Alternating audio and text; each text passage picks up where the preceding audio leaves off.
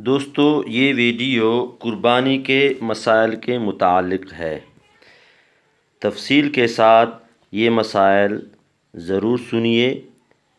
یہ تیسری ویڈیو ہے، اس سے پہلی بھی 2 ویڈیو میں نے اپلوڈ کی ہیں، اس کو بھی دیکھیے گا، اس میں فضائل اور مسائل دونوں ہیں۔ تو چلیے شروع کرتے ہیں۔ اپنی قربانی کو اپنے ہاتھ سے ذبح کرنا بہتر ہے۔ اگر خود ذبح کرنا نہ جانتا ہو تو کسی اور سے ذبح کروا لے، اور ذبح کے وقت وہاں جانور کے سامنے کھڑا ہو جانا بہتر ہے۔ اور اگر ایسی جگہ ہو کہ آدمی خود نہیں جا سکتا تو کوئی حرج نہیں۔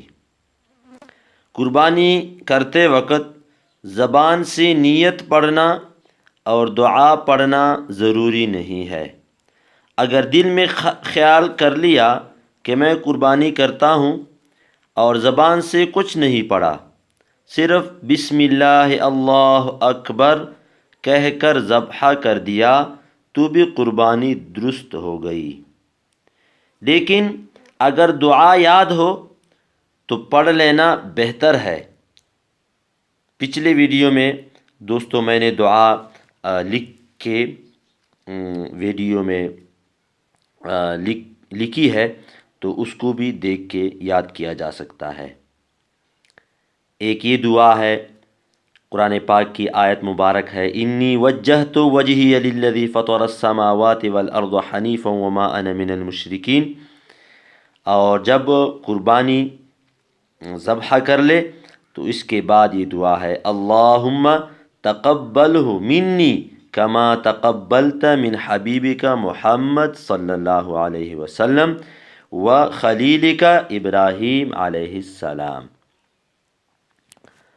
قربانی صرف اپنی طرف سے کرنا واجب ہے، اولاد کی طرف سے واجب نہیں، بلکہ اگر نابالغ اولاد مالدار بھی ہو تب بھی اس کی طرف سے قربانی کرنا واجب نہیں، نہ اپنے مال میں سے نہ اس کے مال میں سے۔ اگر کسی نے نابالغ کی طرف سے قربانی کر دی تو نفل ہو گئی، لیکن اپنے ہی مال میں سے کرے، اس کے مال سے ہرگز نہ کرے۔ دوسرا مسئلہ یہ ہے، بکری، بکرا، بھیڑ، دمبا، گائے، بیل، بھینس، بھینسا، اونٹ، اونٹنی، اتنے جانوروں کی قربانی درست ہے، اور کسی جانور کی قربانی درست نہیں۔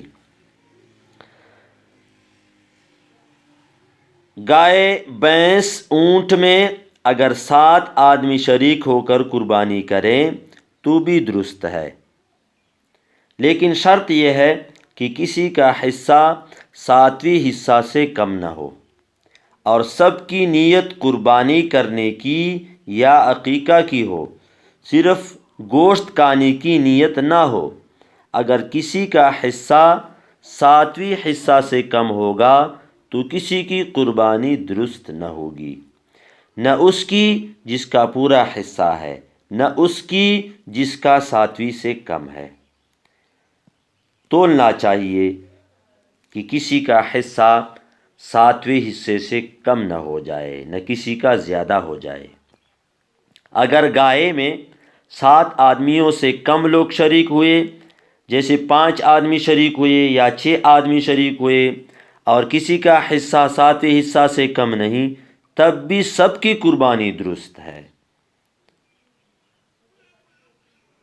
اسی طرح